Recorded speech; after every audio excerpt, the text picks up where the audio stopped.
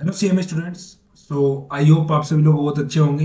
मैं भी बहुत अच्छा हूँ। तो कल तक हम लोगों ने कर लिया था इलिस्ट्रेशन नंबर 6 तक। सो इलिस्ट्रेशन नंबर 6 तक जो वो है वो हमारा कंप्लीट हो चुका है। टोटल इसके अंदर मैंने आपको बताया था 14 इलिस्ट्रेशन है। 14 में से आज जो हम स्टार्ट करेंगे वो है इलिस्ट्रेशन नंबर 7। लेकिन आज मैं आपको एक कंसेप्ट सिखाने वाला हूँ जो कंसेप्ट का नाम है रीपोजेशन ऑफ एसेट्स। तो इसके लिए सबसे पहले आप लोग हेडिंग डालेंगे रीपोजेशन ऑफ एसेट्स। रीपोजेशन ऑफ एसेट्स इसकी आप हेडिंग डालेंगे। इसको नोट्स में ऐड करेंगे रीपोजेशन ऑफ एसेट्स को। और रीपोजेशन के अंदर भी क्या, जो पार्शियल रिपोजेशन होता है उसकी बातें भी हम लोग आज करेंगे। मतलब कि ये देखिए रीपोजेशन ऑफ एसेट्स। 1 मिनट आप इसके हेडिंग डाल लीजिए रीपोजेशन ऑफ एसेट्स। तो रीपोजेशन ऑफ एसेट्स एक्चुअली होता क्या है। तो जब अपन रीपोजेशन ऑफ एसेट्स की बात करते हैं, जैसे मान लीजिए आपने अगर कोई चीज आपने खरीदी और आपने उसका पैसा पे नहीं किया, जो आपका हायर वेंडर है, तो हायर परचेजर क्या करेगा। Hire purchaser will repossess the assets, मतलब एक तरह से वो आपके एसेट्स को वापस ले लेगा, जिसको हम नीलाम, फिर उसके बाद में उसको क्या कहते हैं, उसके ऊपर कुछ रिपेयर्स के एक्सपेंसेस लगाए जाएंगे और फिर उसको नीलाम कर दिया जाएगा, उसकी बोली लगाई जाएगी। सो इसके लिए जिसको बोलते हैं bidding, bidding of assets, BIDDING, bidding of assets, नीलामी एक तरह से। तो ये उसकी की जाएगी। आई होप आप सभी लोग इसको समझ गए होंगे। तो मैं इसको इरेज कर देता हूँ बीच के अंदर से, बिडिंग ऑफ एसेट्स को। ओके। सो देखिए इसके अंदर आप क्या लिखेंगे रिपोजेशन में, if a hire purchaser fails to pay, if a hire, एक मिनट इसका जो पेन है इसको मैं थोड़ा सा चेक कर लेता हूं। If a hire purchaser, if a higher purchaser fails to pay, fails to pay any installment, to pay any installment, to pay any installment on the stipulated date and time, on the stipulated date or time, stipulated date or time, then then the higher purchaser is said to be, then the higher purchaser is said to be at default, said to be at default। Okay. इसका मतलब है कि अगर कोई भी higher purchaser, कोई भी instalment अगर स्टिपुलेटेड डेट और टाइम, स्टिपुलेटेड का मतलब होता है फिक्स होता है, उस डेट और टाइम को अगर वो पे नहीं करता, then the hire purchaser is said to be as default. Okay. In case of default, नीचे आप लिखिए in case of default, in case of default, in case of default the hire vendor may repossess the goods, the hire vendor may, the hire vendor may repossess the goods. In case of default the hire vendor may repossess the goods. Okay. अभी इसकी बात करते हैं अपन कि general entries क्या होंगी। हम लोगों को पता चल गया कि सर क्या होता है रिपोजेशन क्या होता है, लेकिन रिपोजेशन के बाद में हम लोग सीखेंगे इसकी जनरल एंट्रीज। तो जनरल एंट्रीज होगी, सबसे पहले आप लोग जनरल एंट्रीज के लिए हेडिंग डालिएगा in the books of hire purchaser, in the books of hire purchaser. और सर अभी हम लोग चैप्टर के बीच में चीजों को सीख रहे हैं, क्योंकि सर जो इलिस्ट्रेशन नंबर 7 है उसके बाद में रिपोजेशन चालू हो रहा है। फिर जब अपन क्वेश्चन में थोड़े और आगे बढ़ेंगे चैप्टर में, तो उसके अंदर पार्शियल रिपोजेशन भी आएगा। तो हम लोगों ने लिख दिया in the books of hire purchaser. सबसे पहले आएगा for closing the vendors account, for closing the vendors account, for closing the vendors account. Okay. तो for closing the vendors account, इसके लिए जो जनरल एंट्री आएगी वो आएगी hire vendors account debit, hire vendors account debit, hire vendors account debit to assets account, to assets account. और इसके साथ आप लिखोगे this entry is pass with the amount due to hire vendor.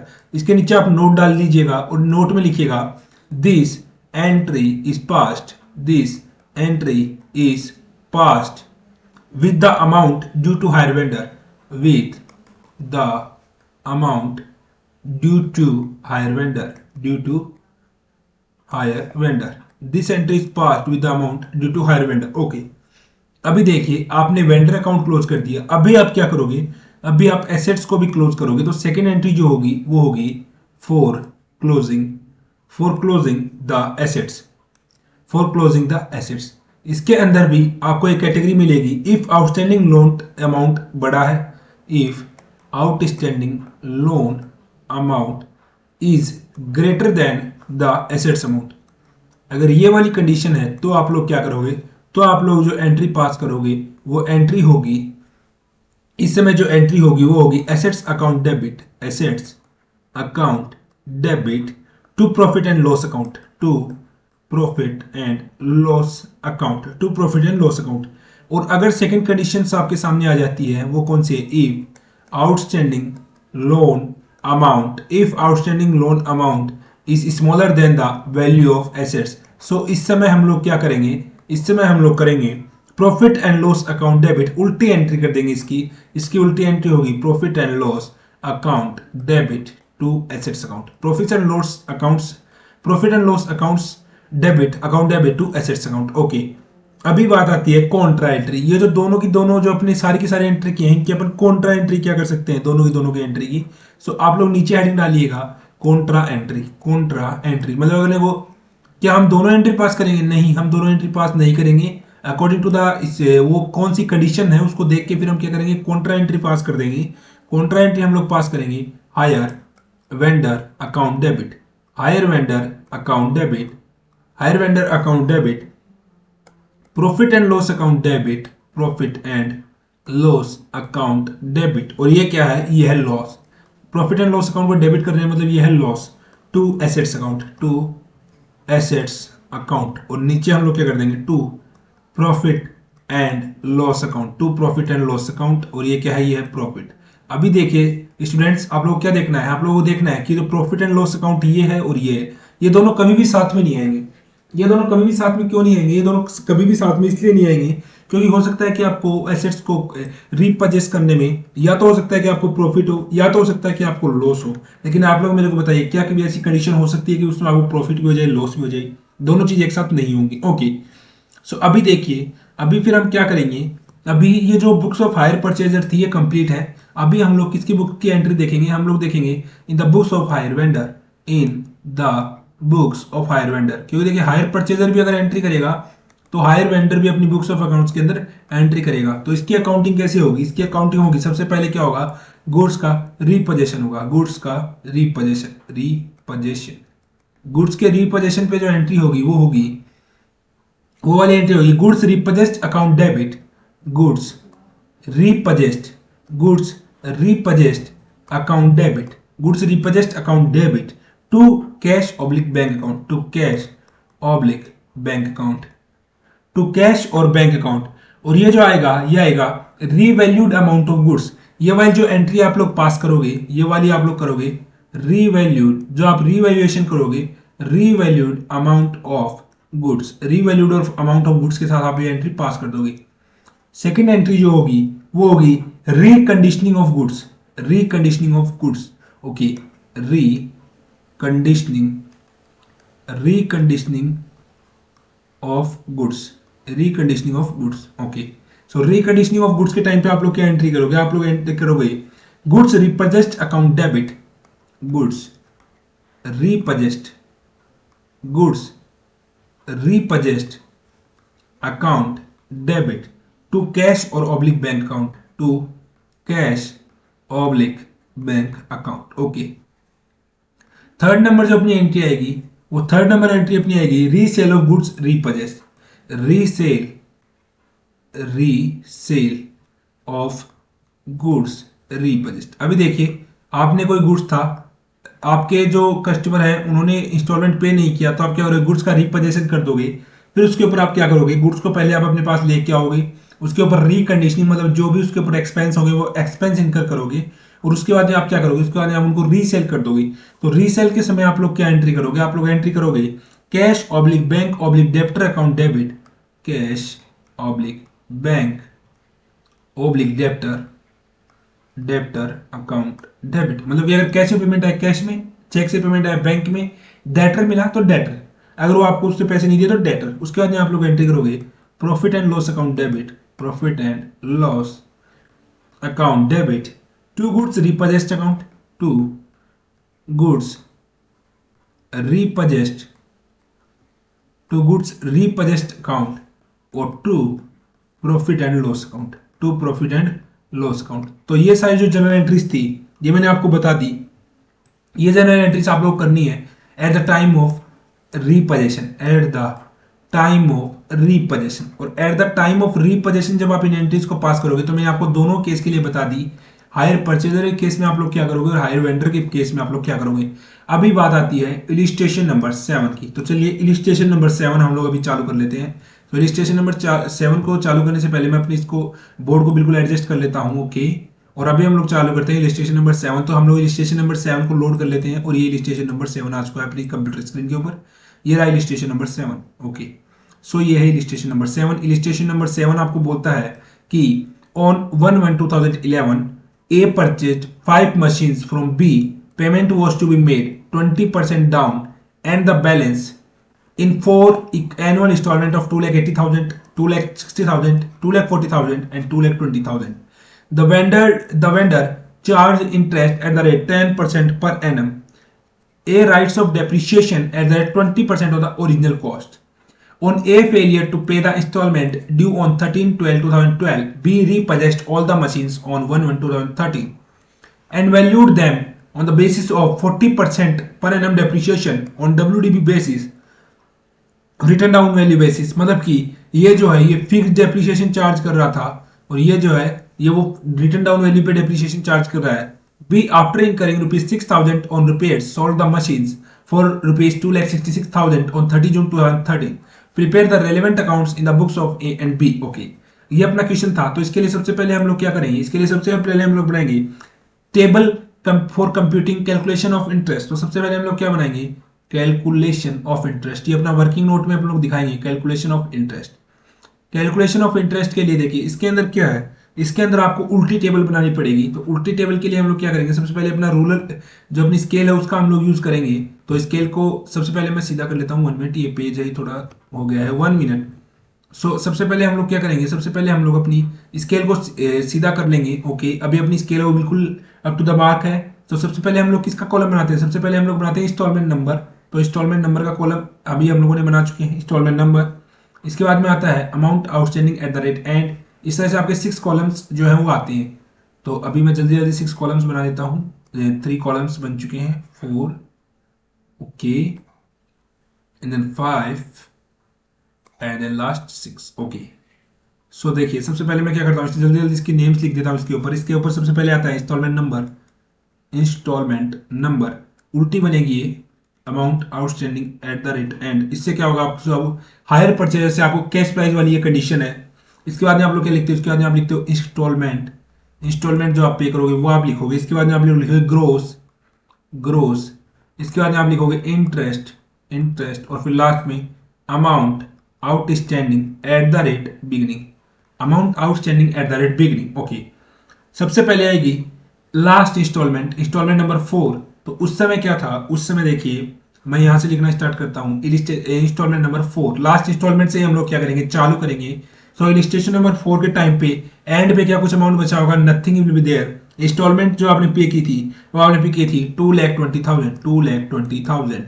Gross आ जाएगा 2,20,000, 2,20,000 का ग्रोस मिलेगा। Interest जो है वो आपको मिलेगा 20,000। इंटरेस्ट के लिए मैं आपको बताया था कैसे कैलकुलेशन करना है, उसी फॉर्मूले की सहायता से आप लोग क्या करोगे, इंटरेस्ट का कैलकुलेशन करोगे।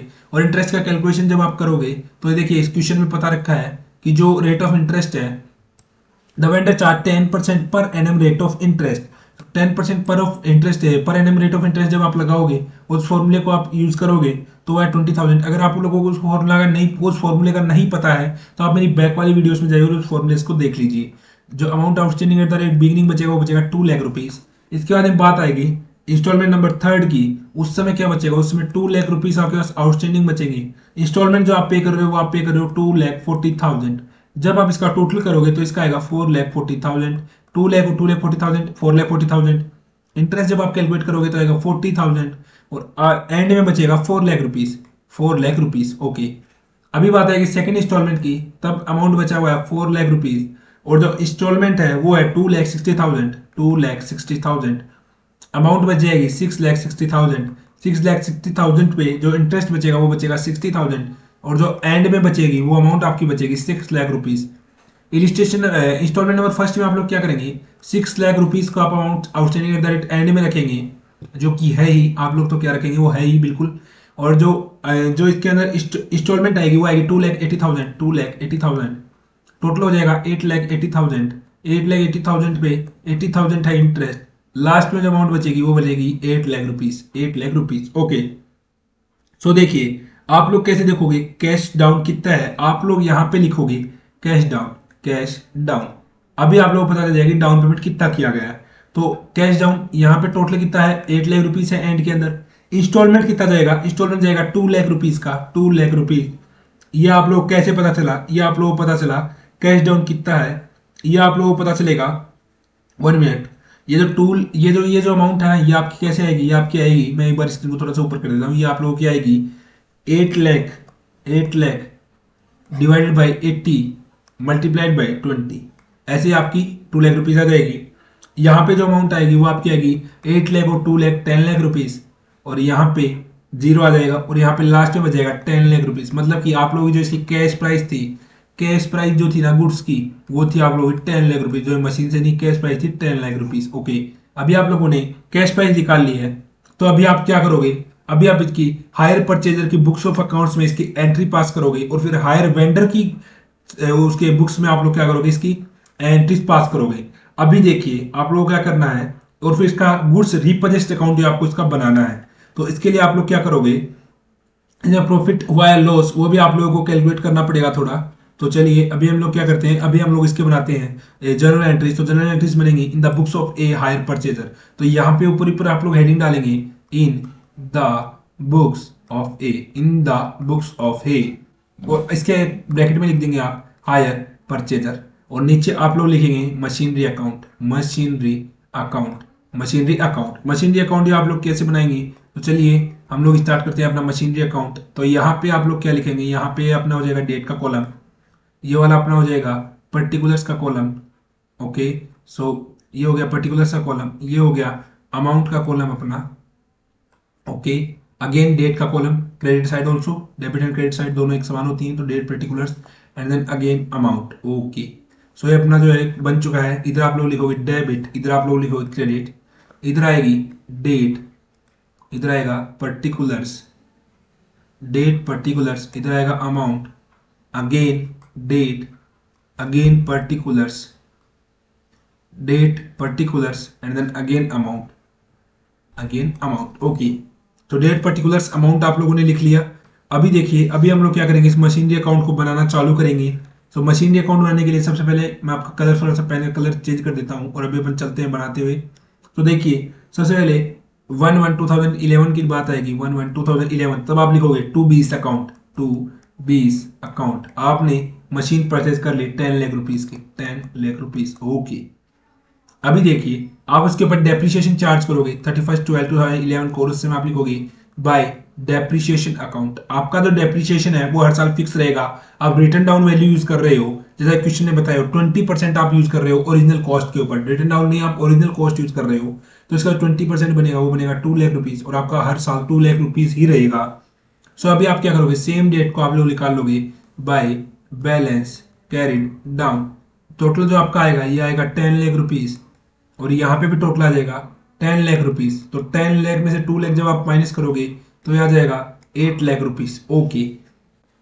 सो देखिए अभी हम लोग क्या करेंगे, ये वाला अपना अकाउंट पूरा हो चुका है, पूरा नहीं हुआ, एक ईयर पूरी हो चुकी है। तो अभी हम ये जो क्लोजिंग बैलेंस है 1/1/12 को बन जाएगा ओपनिंग बैलेंस, और आप लिख लोगे टू बैलेंस ब्रोट डाउन, और जो अमाउंट होगी वो होगी 8 lakh rupees, okay.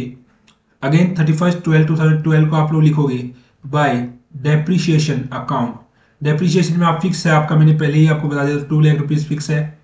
Same date को आप लोग क्या लिखोगे by balance carried down.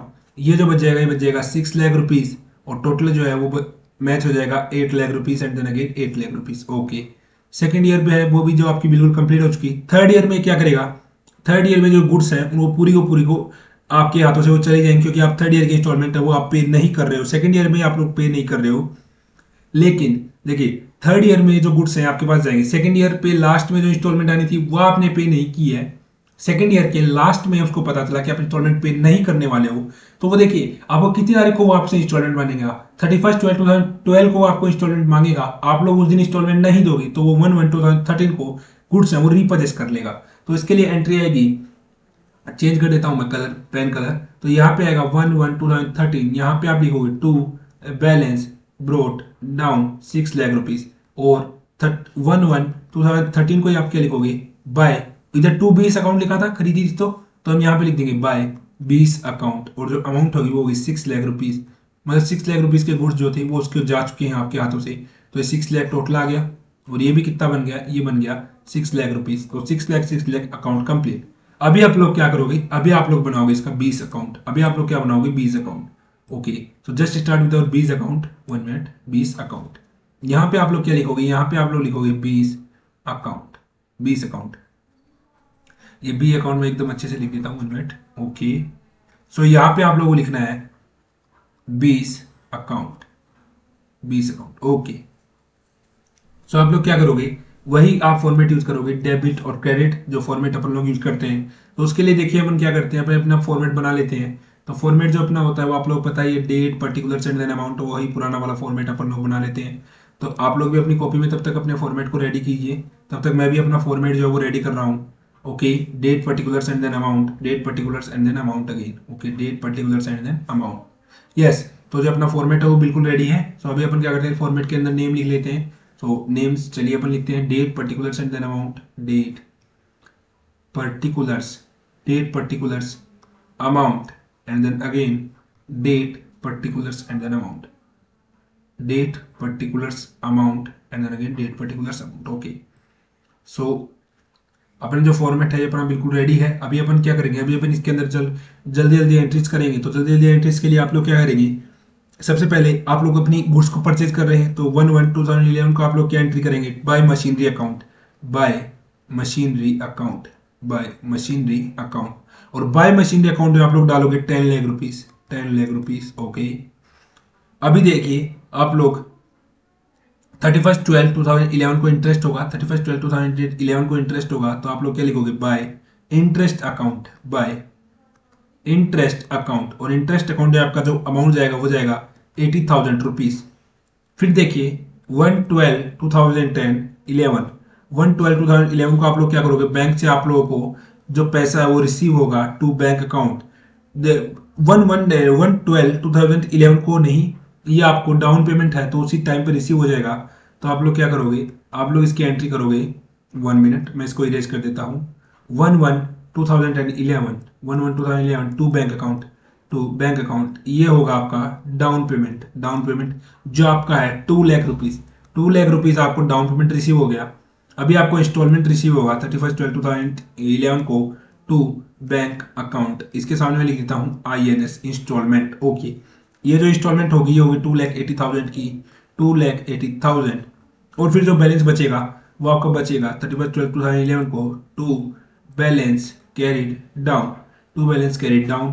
Amount होगी वो होगी 10,80,000, 10,80,000। तो 10,80,000 में से जो अमाउंट बचेगा वो बचेगा 6 लाख रुपीज, जो है वो अपना अमाउंट है वो बच जाएगा। ओके, सो इसके बाद में अपन लोग क्या करेंगे, इसके बाद में हम लोग 1/1/2012 को बाय बैलेंस ब्रोट डाउन मान लेंगे। 1/1/2012 को अपन मान लेंगे by balance brought down. By balance brought down में आप लोग रखोगे 6 lakh rupees, 6 lakh rupees. Okay, तो 31/12/2012 को हम लोग लिखेंगे bye interest account, bye interest account, bye interest account. हम लोग दोबारा इसके ऊपर इंटरेस्ट चार्ज करेंगे। इंटरेस्ट जो अपने टेबल से किया था 60,000, इधर वाली साइड अपन क्या करेंगे, इधर वाली साइड 31/12 को हम लोग लिख देंगे 2012 टू बैलेंस कैरिड डाउन। क्योंकि देखिए इस समय टू बैलेंस कैरिड डाउन इसलिए लिखा क्योंकि इस साल की जो इंस्टॉलमेंट है वो आप लोगों ने नहीं दी है। हम लोग इंटरेस्ट चार्ज करेंगे लेकिन आपने इंस्टॉलमेंट पे नहीं की, तो पूरा पूरा जो अमाउंट है 6,60,000 वो टोटल अमाउंट चला जाएगा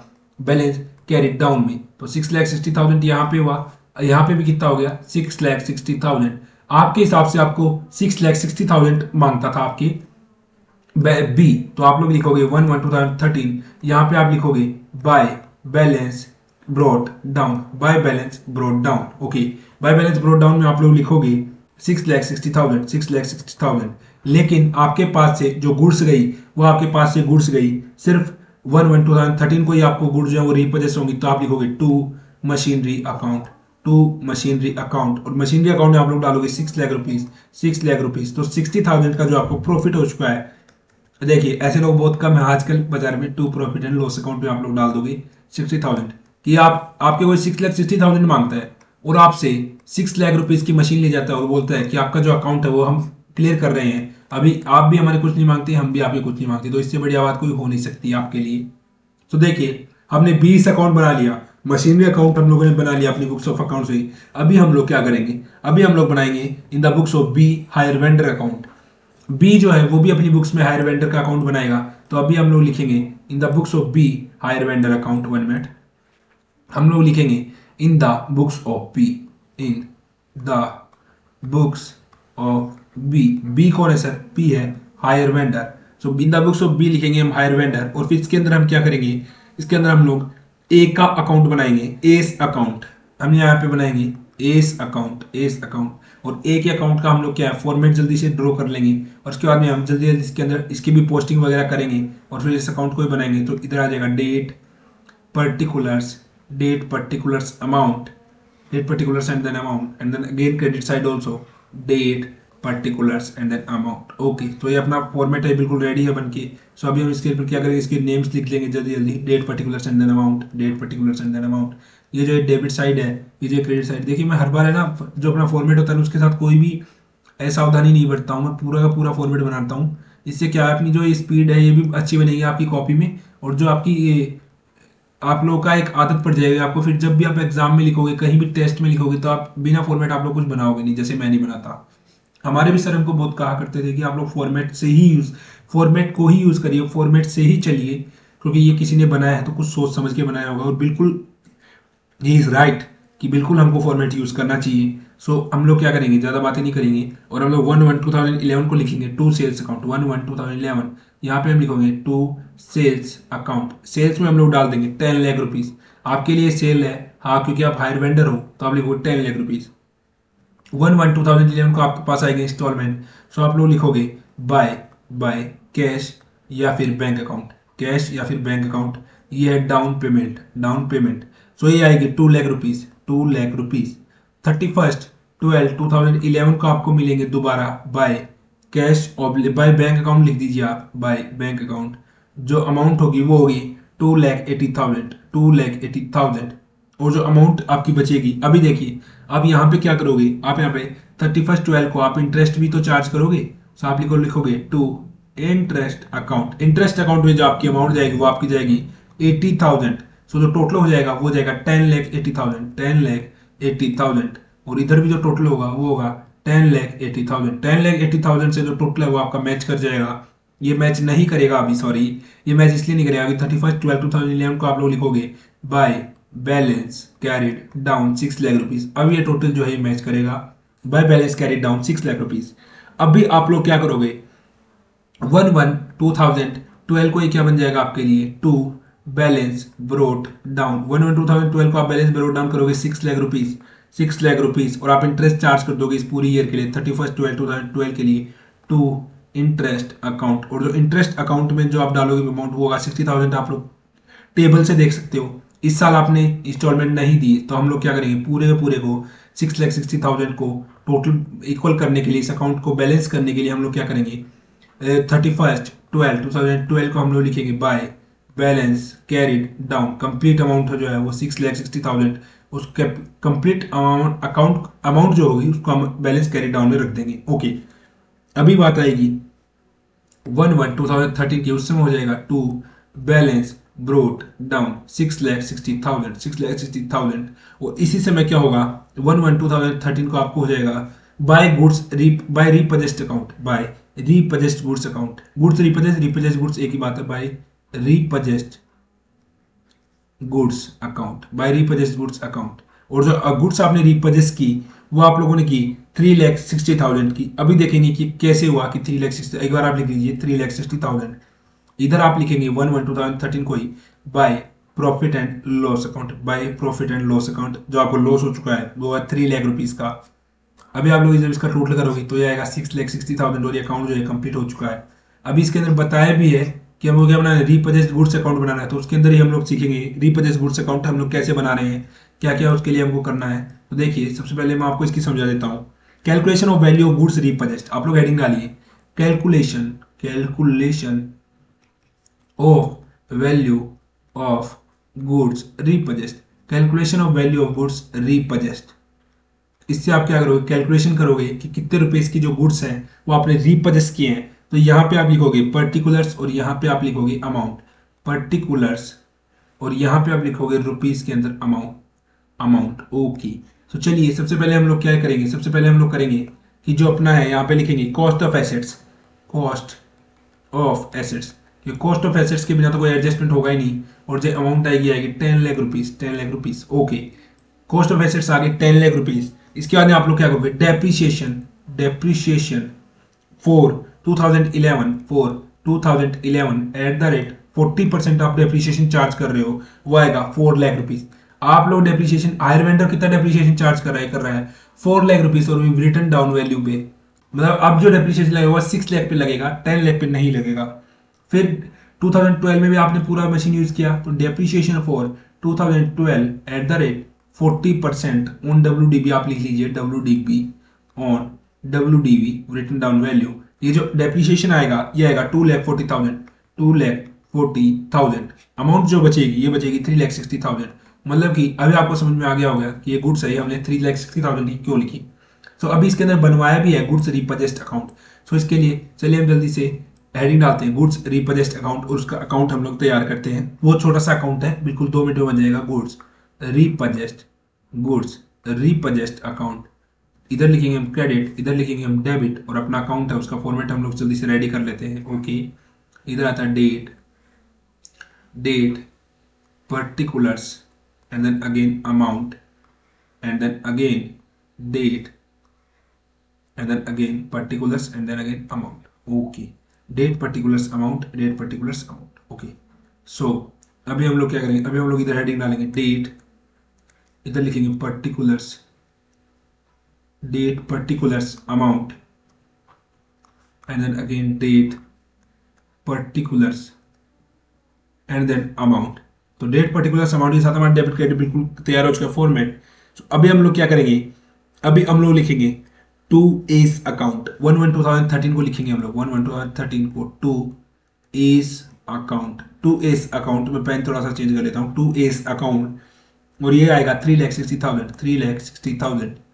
फिर हम लोग क्या करेंगे, हम लोग इसके ऊपर एक्सपेंसेस करेंगे 1/1/2013 को ही to bank account, to bank account, और यहाँ पे लिख देंगे एक्सपेंसेस। जो एक्सपेंसेस इनकर किए अपन ने 6,000 के 6,000। अभी देखिए 1/1/2013 को हम उसको सेल भी कर रहे हैं, तो by bank account, by bank account, और ये हो जाएगी सेल्स। बैंक अकाउंट में हम लोग क्या डालेंगे, सेल्स को डालेंगे 2,66,000, 2,66,000। फिर आप 1/1/2013, अभी आप देखिए इसका टोटल देखिए, आप कौन सी साइड का ये आ रहा है 3,66,000, 3,66,000, लेकिन इधर वाला टोटल है ये कम आ रहा है, मतलब आपको लॉस हुआ है। मतलब आपको ये जो आपने, आपके पास जो गुड्स थी वो थी 3,66,000 की, लेकिन आपने उसको बेचा 2,66,000 में, तो आपको लॉस हो गया। तो यहाँ पे आप लिखोगे bye profit and loss account, by profit and loss account, और यहाँ पे आप लोग लिखोगे 1 lakh rupees, 1 lakh rupees. Total जो आएगा वो आएगा 3,66,000, 3,66,000 आप लोगों का कंप्लीट हो चुका है बिल्कुल। सो अभी देखिए, अभी आप लोगों को समझने वाली बात ये रहेगी कि आप लोगों ने देखा कि गुड्स रिपोजिशन है वो कैसे होता है, लेकिन वीडियो के शुरू में ही मैंने आपको बताया था कि कोई कोई क्वेश्चन में बोलेगा पार्शियल रिपोजिशन हुआ है, तो पार्शियल रिपोजिशन के केसेस भी आपको बिल्कुल अच्छे तरीके से समझने हैं।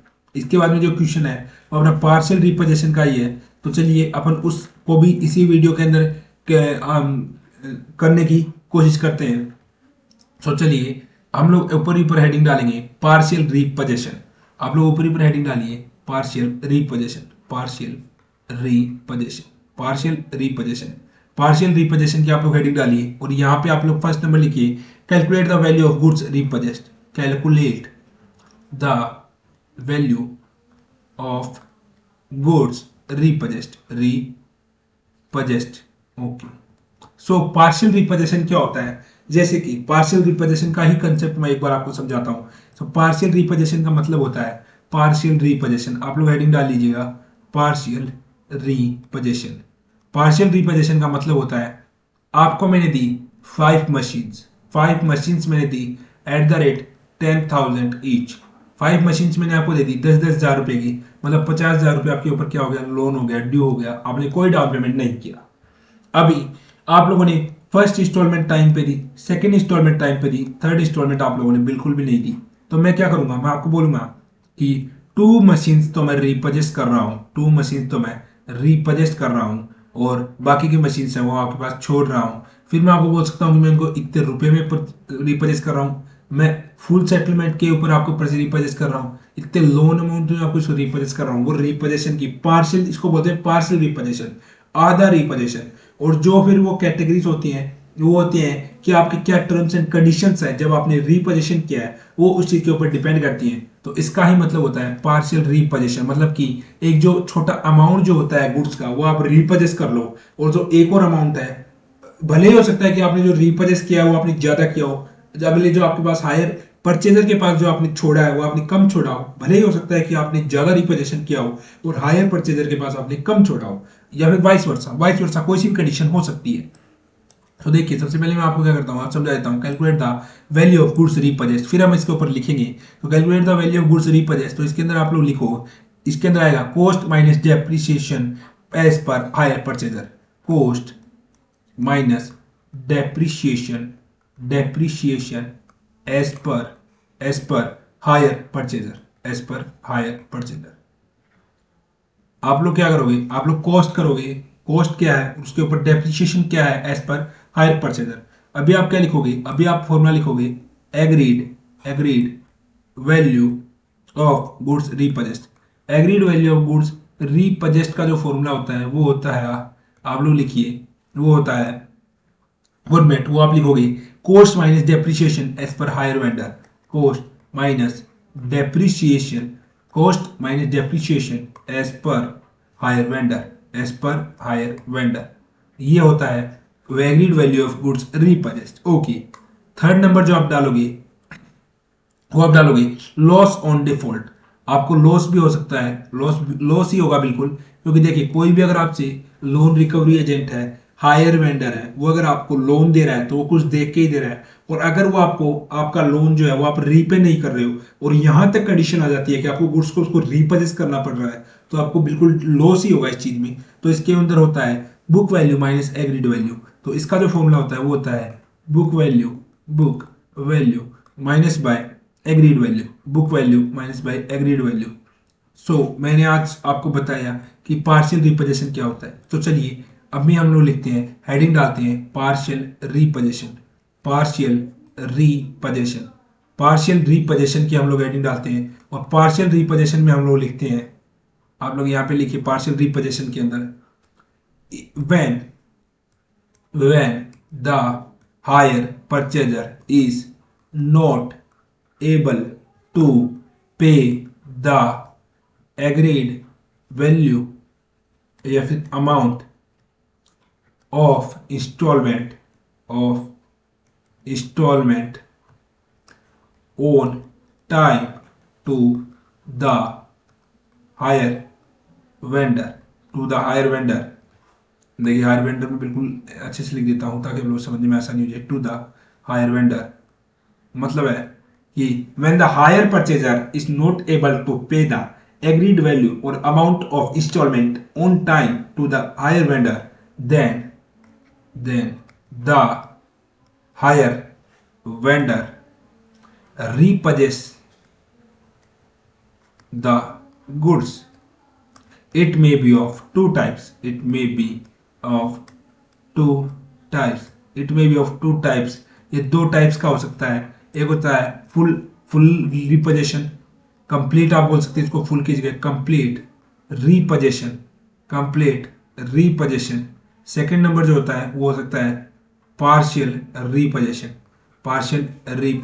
अभी कंप्लीट रिपोजिशन के बारे में आपको पता है, तो हम लोग क्या करेंगे, हम लोग हेडिंग डालेंगे पार्शियल रिपोजिशन, क्योंकि अभी जो हम लोग पढ़ रहे हैं वो हम लोग पढ़ रहे हैं पार्शियल रिपोजिशन। तो देखिए हम लोग यहाँ पे हेडिंग डालेंगे पार्शियल रिपोजिशन। कंप्लीट रिपोजिशन तो मैंने आपको बता दिया, कोई आपके 2 लाख रुपीस मांगता है, 2 लाख रुपीस की आपने उससे मशीनरी कोई गुड्स आपने उससे परचेज किया है और आपको 2 लाख रुपीस उसके नहीं दे पा रहे हो, तो वो आपको क्या करेगा, जो भी उसके 2 लाख रुपीस ये गुड्स हैं और जो भी आपके पास अमाउंट, मतलब कि आपका लोन का अमाउंट बचा है 40,000 2 लाख में से, लेकिन जो उसके हिसाब से जो आपके पास गुड्स जो उसको उसने आपको बेची थी वो उसके हिसाब से वो गुड्स हैं वो सिर्फ बची है 30,000 की, तो भी वो आपको रीपोजेस करेगा और तब उसको लॉस होगा 10,000 रुपीज का। लेके जब होता है पार्शियल रिपोजेशन, ज्यादातर केसेस में जब आप एग्जाम पॉइंट ऑफ व्यू से देखेंगे तो भी जो क्वेश्चन आएगा वो आएगा पार्शियल रिपोजेशन से। कंप्लीट रिपोजेशन से क्वेश्चन आने के बहुत ही कम चांसेस हैं, बिल्कुल zero chances are there for the question of partial repossession. So in this case partial repossession के अंदर क्या होता है कि जैसे आपको मैंने पहले ही बताया, किसी ने आपको 5 मशीन दी 10,000 रुपीज की ईच, 5 मशीन आपको